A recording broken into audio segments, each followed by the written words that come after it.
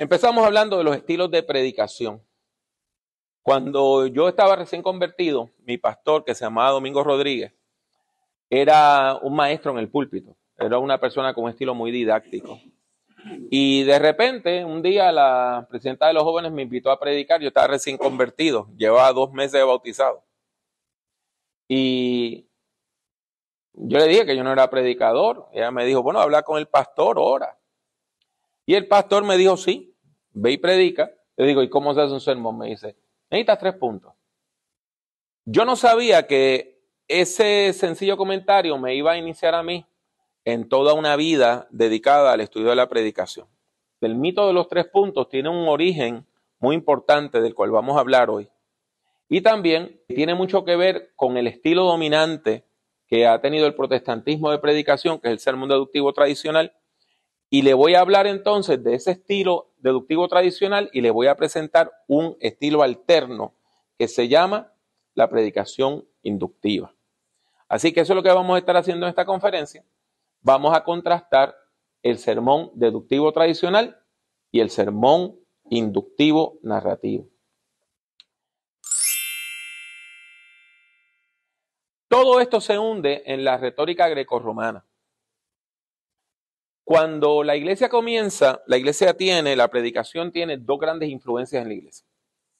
Por un lado, usted tiene la influencia judía, porque en la sinagoga cualquier hombre adulto podía pararse a comentar la lectura del día.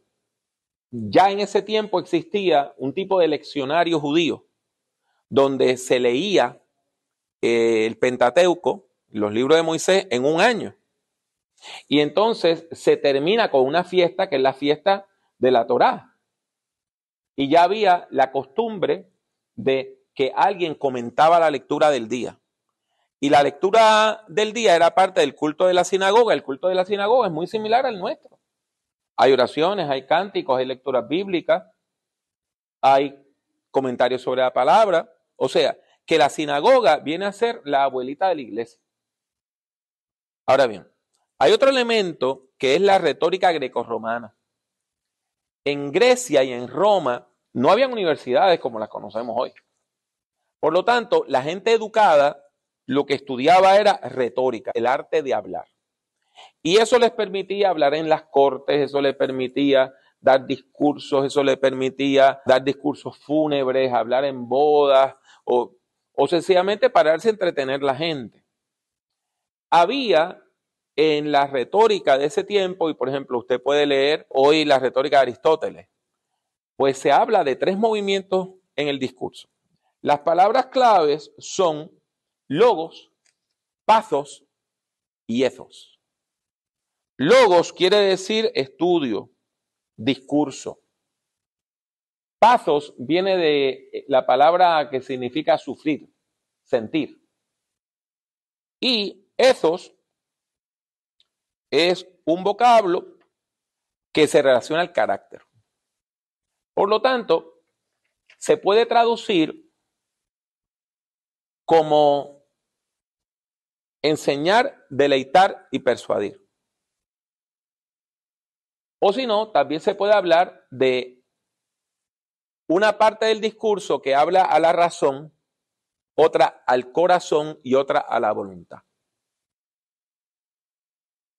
Estos 3 puntos de la retórica grecorromana entran al discurso cristiano gracias a San Agustín.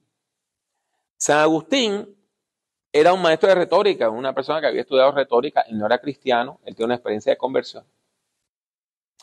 Y entonces escribe en un libro que se llama Sobre la doctrina cristiana, o de la doctrina cristiana, dependiendo de la traducción, escribe un capítulo, el capítulo 4.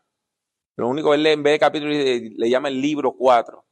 Ese es el primer libro de homilética, como tal, escrito desde una perspectiva cristiana. Y él lo que hace es utilizar la retórica, en los insumos de la retórica, para hablar de lo que debe hacer una persona que habla en el púlpito. Y entonces, note en esta cita cómo él mezcla precisamente los elementos de logos, conocer, pathos, deleitar, y ethos, persuadir. Dijo pues un maestro de elocuencia, y dijo la verdad, que el orador de tal modo debe hablar que enseñe, deleite y mueva. Y añadió después, el enseñar es propio de la necesidad, el deleitar de la amenidad y el mover de la victoria. De estas tres cosas, la primera que se dijo, esto es la necesidad de enseñar, se halla situada en las cosas que decimos, las otras dos en el modo de decirlas. Este estilo de predicación llega a América Latina primeramente por el lado católico, por los franciscanos y los dominicos, pero llega también a través del protestantismo. ¿Por qué? Porque en Inglaterra, después de la Ilustración o el Iluminismo, hay un énfasis en la razón. Usted recordará en la escuelita que le hablaron de un tal John Locke, ¿verdad? Y por allá estaba Emmanuel Kant. Entonces, en ese movimiento racionalista hay una visión racionalista de la predicación. También hay un avivamiento del estudio de la retórica. Y esto se conjuga en Gran Bretaña y entonces surgen personas, predicadores, maestros de predicación, en aquel momento eran todos hombres, que empiezan a decir dos cosas importantes. Primero, el sermón debe tener una estructura retórica. Y algunos utilizaban los 3 puntos que les acabo de decir y otros le añadían alguno que otro. Pero era básicamente la misma estructura de hablar a la razón, al corazón y a la voluntad. Pero entonces, como estamos hablando del racionalismo, el sermón empieza a verse como un discurso donde usted presenta una proposición, usted propone una verdad. Porque se empieza a ver la verdad como algo proposicional. ¿Qué quiere decir? La verdad usted la puede escribir en un papel. La verdad usted la puede declarar. La verdad usted la puede decir en palabras. Entonces, la persona que predicaba, el predicador comienza proponiendo una verdad. Esta es la verdad. Y lo hace con toda la autoridad que le da la iglesia, que le confiere sus estudios, que le confiere el estudio de la Biblia. Esta es la verdad. Y usted empezaba diciendo, esta es la verdad. Esta es mi idea central. Esta es mi proposición. Y entonces el resto del sermón lo que hacía era aplicar esa verdad. Eran tiempos distintos. La gente veía a las personas que predicaban como autoridades. En los pueblos pequeños y aún en ciudades grandes, la gente más educada, ¿quiénes eran? Los abogados, los médicos y los clérigos. La masa del pueblo era analfabeta. Hubo un momento en Gran Bretaña que nada más 15% de la población sabía leer y escribir, en Gran Bretaña. Y cuando se comienza la escuela, hay personas que dicen, pero ¿para qué si la mayor parte de la gente no va a aprender? Ellos pensaban que no más de la tercera parte de la población iba a aprender a leer y escribir. Se sorprendieron cuando básicamente el 100% de la población pudo aprender a hacerlo. Pero entonces, este tipo de sermón, donde usted comienza diciendo, esta es la verdad, y la propone, esa aplicación usted la divide en puntos. Entonces, el sermón empieza a tener puntos. Originalmente, ¿cuáles eran los 3 puntos? Los que les dije. Primero usted hablaba a la razón, después al corazón y después a la voluntad. Esos son los 3 puntos originales. La gente hoy repite que el sermón debe tener 3 puntos, pero no tiene idea de por qué. No saben por qué. En ese sentido, nosotros somos herederos de esta tradición. ¿Cómo nos llega a nosotros esa tradición? Nos llega porque, aunque habían grandes predicadores como Spurgeon, hubo un caballero llamado John Brodus, que era maestro de retórica, él estudió retórica. y era ministro. Y él escribió un libro que en español se publicó en 1925, en inglés se escribió en el siglo XIX, que se llama Tratado de la Predicación. Entonces, en el Tratado de la Predicación, él dice, la elocuencia no consiste solo en convencer la mente, avivar la imaginación y mover los sentimientos, sino en dar impulso poderoso a la voluntad. ¿Lo vio? Convencer, mover los sentimientos y dar impulso a la voluntad. Tiene logos, pasos y ethos. Pero ¿qué pasa? El libro de Brodus es difícil de leer. Entonces, un caballero, que yo no lo conocí a su hijo recientemente, que estadounidense, estudió en Texas y sintió un llamado a irse al campo misionero a México. Y tan pronto se graduó, montó a toda su familia en su auto y se fue a México. Y se llamaba James Crane, aunque en América Latina lo conocieron como Santiago Crane. En 1961 publicó El Sermón Eficaz. El Sermón Eficaz. Crane explica el mismo modelo de Brodus, pero lo hace más claro. Y por eso ese libro ha vendido, creo que 1 millón de copias. Mire cómo él explica la cuestión de lo que él llama el asunto, o sea, la proposición. El asunto que de discutirse si el texto lo presenta con toda claridad o se anuncia desde el principio, puede proporcionarnos una introducción de varias maneras. Podemos hacer observaciones con respecto a su relación con algún otro asunto, al género del cual el asunto es una especie, etc. Él habla precisamente de este modelo que comienza diciendo, esta es la verdad. Esta es la idea central. Ahora bien, nosotros aprendimos ese modelo como el único modelo. Y por años usted iba al seminario, usted iba al instituto, usted iba al colegio bíblico y le decían que usted le tenía que contar 3 puntos al texto, los tuviera o no los tuviera. Si tenía 2, usted tenía que contarle 3. Si tenía 6, tenía que decir 3 nada más. Pero ¿qué pasa? El problema principal no son los puntos. El problema principal no son los puntos, sino es la lógica. La lógica. Entonces, mire bien. En la ilustración número 1, usted puede ver cómo el modelo deductivo parte de una verdad central que usted enuncia. Y esa verdad central, usted la aplica. Pero note bien, usted está comenzando diciendo algo que viene a ser una conclusión. Para que el modelo funcione, la gente tiene que creer la premisa básica suya. Si la gente no cree su premisa básica, el sermón no tiene efectividad. Por ejemplo, usted ve las grabaciones de Billy Graham y que él decía, the Bible says, la Biblia dice, ya, es una autoridad. Pero por ejemplo, hoy hay un comunicador puertorriqueño que hace poco dijo, la Biblia es un libro de reglas escrito por gente hace un montón de años y yo no le tengo que hacer caso. Entonces, hoy que se ha resquebrajado la idea de la autoridad, ya la persona que predica no es la más educada de la congregación. Usted puede predicar en una congregación donde hay, yo no sé cuántas personas con doctorados en distintos campos y cuántas personas con grados universitarios. Vivimos en una sociedad contestataria, donde usted puede comenzar a decir algo y la gente objetarlo.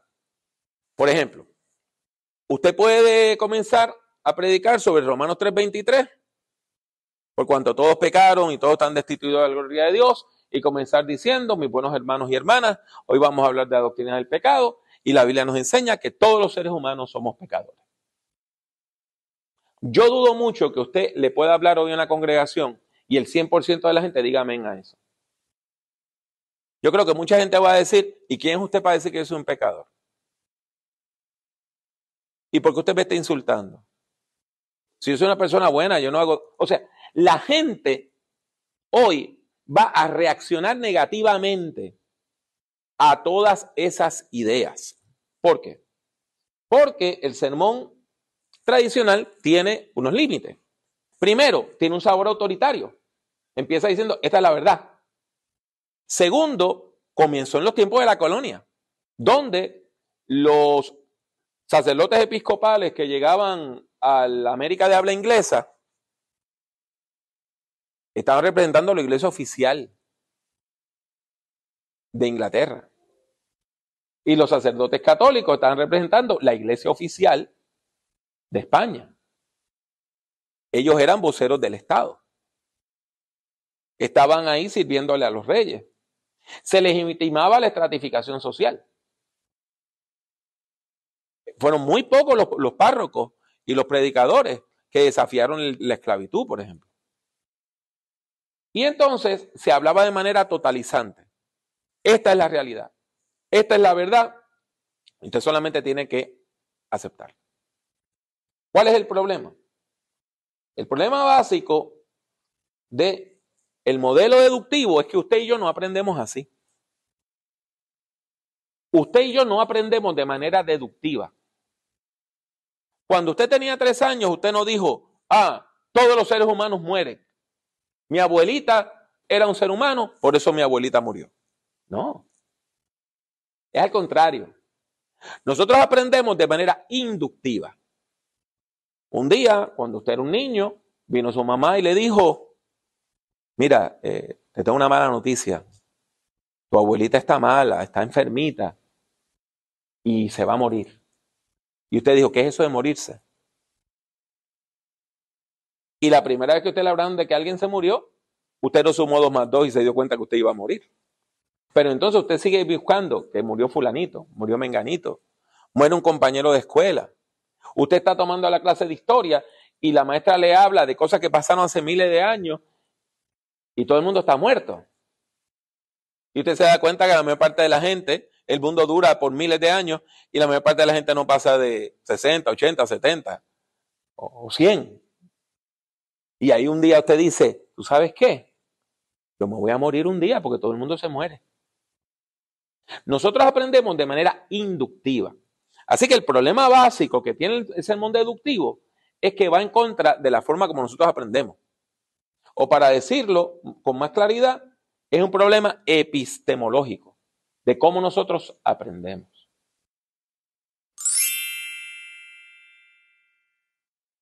¿Qué es lo que nosotros proponemos? Una lógica inductiva. Primero le voy a explicar lo que es la lógica inductiva y después le voy a decir cómo eso llega a la predicación. Vamos a volver a los triángulos. Note que el modelo inductivo es un triángulo invertido. En vez de usted comenzar diciendo, esta es la verdad, usted empieza hablando de experiencias particulares.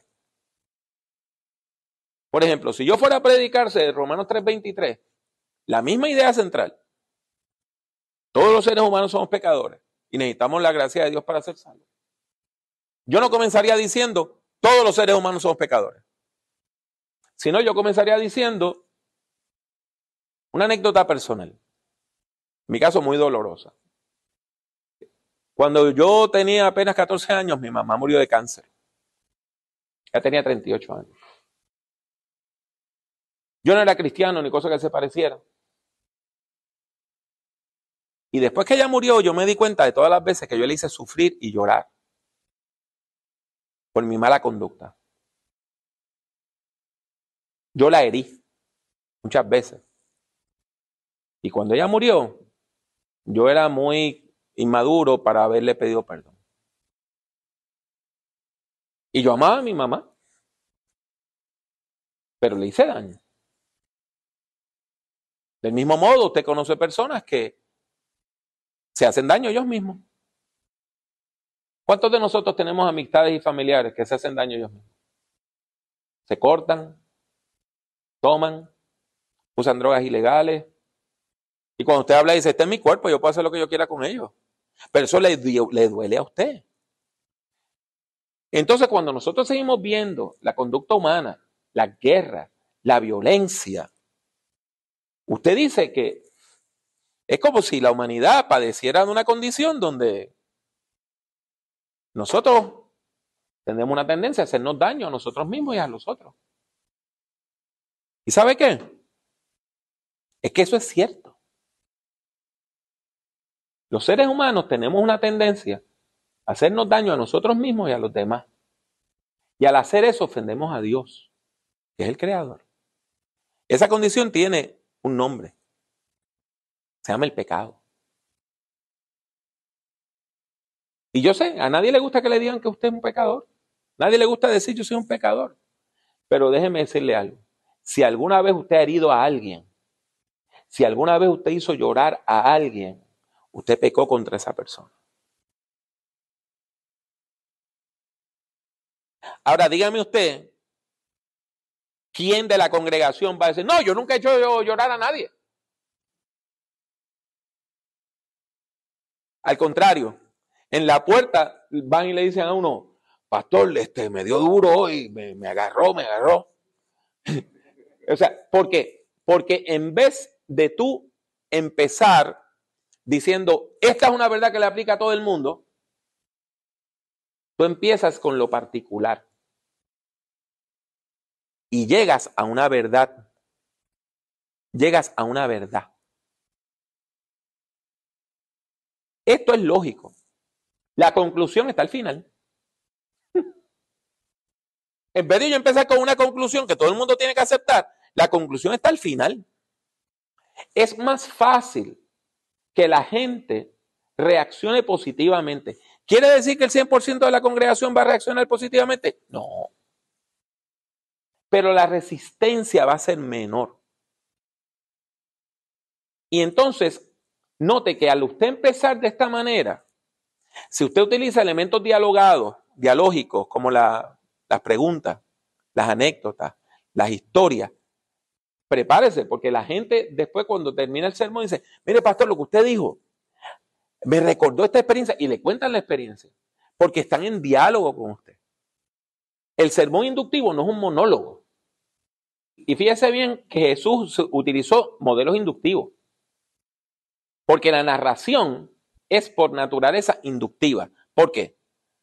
Porque en la idea central usted no la entiende hasta que llega al final de la historia. Ahora bien, avanzando,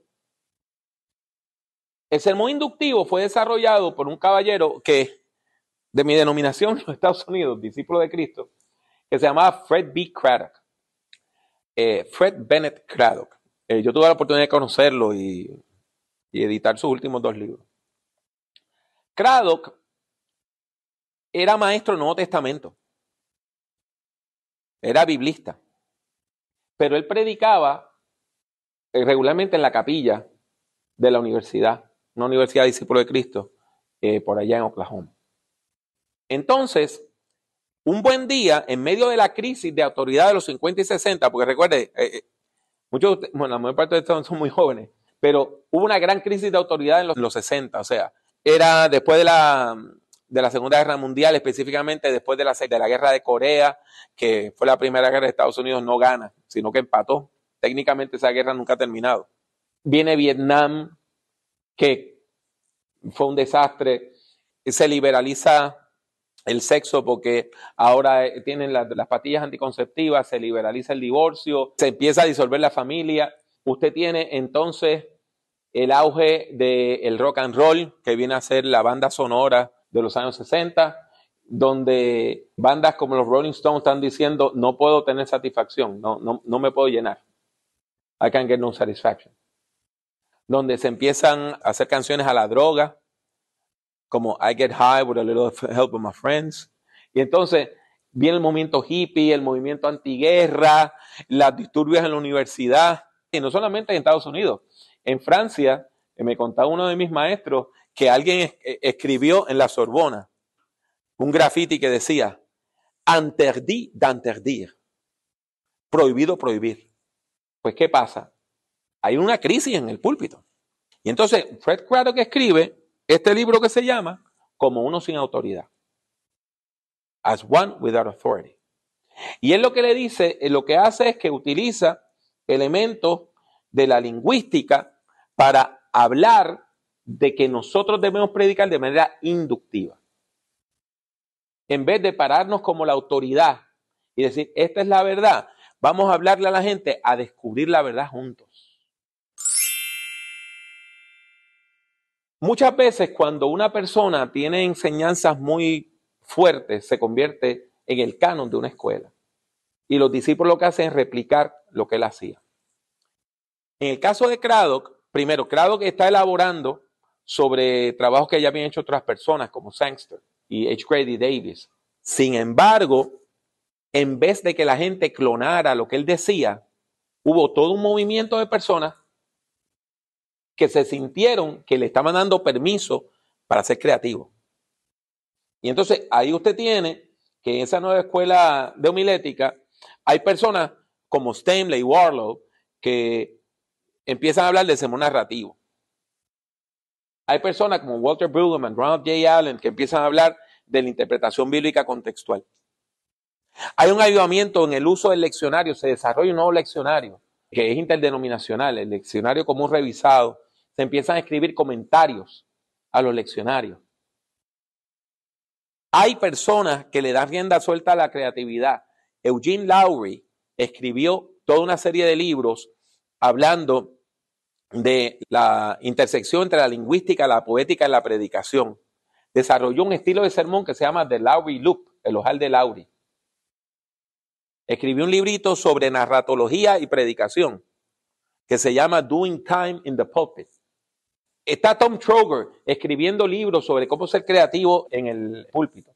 Christine Smith empieza a hablar de la mujer en el púlpito. Carol Noren, de la mujer en el púlpito. Así se llama el libro de ella, The Woman in the Pulpit. Lenora Topstisdale empieza a hablar de la predicación como un arte. Y entonces se empieza a descubrir la predicación en las comunidades étnico-raciales. ¿Y sabe lo que encontraron? Que la predicación en las comunidades étnico-raciales siempre había sido inductiva. Y la aplicación de la verdad, en vez de proposicional, siempre había sido contextual. Por eso, en las iglesias morenas, cuando predicaban del Antiguo Testamento, los personajes lo presentaban como que eran morenos. Ese tipo de transparencia del texto, donde no hay distancia, hay una aplicación directa, porque la verdad es contextual, todo eso es inductivo. Bueno, el sermón inductivo tiene dos problemas. La gente vieja de la iglesia, la gente que lleva ya tiempo en la fe, dice, pero pastor, ¿por qué usted se tardó tanto en llegar al texto bíblico? ¿Por qué? ¿Por qué tardó tanto en decir cuál era la idea central y la verdad? ¿Por qué no lo dijo al principio? Porque no entiende que yo no le estoy hablando a usted, que lleva 600 años en la iglesia. ¿Ok? Yo le estoy hablando al no creyente. Yo le estoy hablando a la persona que acaba de llegar. Entonces, usted tiene que hacer un viaje para llegar allí. Últimamente yo estoy comparando el sermón con un viaje en avión. Lo primero que usted tiene que hacer es montarse al avión. Y hay muchos predicadores que predican y el avión está vacío. Porque la congregación nunca entró. Nunca entró. ¿Por qué? Porque empezaron a predicar a 300,000 pies de altura, a 30,000 pies de altura. Empezaron a predicar a 30,000 pies de altura. En esta hermosa mañana vamos a hablar de las concomitantes bíblicas y teológicas que tiene la teología del Trito Isaías. Esa teología veterotestamentaria para la escatología bíblica. Usted empezó a 30,000 pies de altura. La gente nunca se subió al avión. Cuando usted se sube al avión, el avión está en el suelo. No sé cuántos de ustedes han estado en la cabina de un avión. El altímetro dice 0 pies. Y usted tiene que subir hasta que llega a la altura de crucero. Es lo mismo con la predicación. La predicación inductiva empieza conectando con la gente. Hoy, cuando yo enseño, le digo, la introducción nada más tiene una función: conectar con la audiencia. Eso es todo. Usted tiene que conectar, la gente se tiene que subir al avión. Y después usted tiene que empezar poco a poco subiendo hasta que la gente puede entenderle. Entonces, la otra crítica que le hacen, y de hecho mucha gente que trabajó conmigo es que la predicación inductiva niega la verdad. Eso no es cierto. Craddock era una persona profundamente cristiana, fue pastor. Después de ese retiro siguió pastoreando hasta que murió. Y era una persona con profundas convicciones cristianas. ¿Cuál es la diferencia? Que si usted cree que la verdad es proposicional, muchas veces usted cree que usted puede saber cuál es la verdad y decir cuál es la verdad, y usted conoce la verdad. Pero si usted cree que la verdad no es proposicional, nosotros lo que hacemos en la predicación es acercarnos a la verdad. No me expliqué bien. Déjeme volverlo a decir. Yo creo que la verdad no es un qué, es un alguien. Yo creo que la verdad, de acuerdo a Juan 14:6, es Jesús de Nazaret. Él es el camino, la verdad y la vida. Hablando español o hablando inglés, yo nunca voy a poder enunciar todo lo que es esa vida. Las palabras humanas son torpes intentos de describir lo indescriptible. Por eso la Biblia y la teología usan la palabra inefable, que no se puede poner en palabras.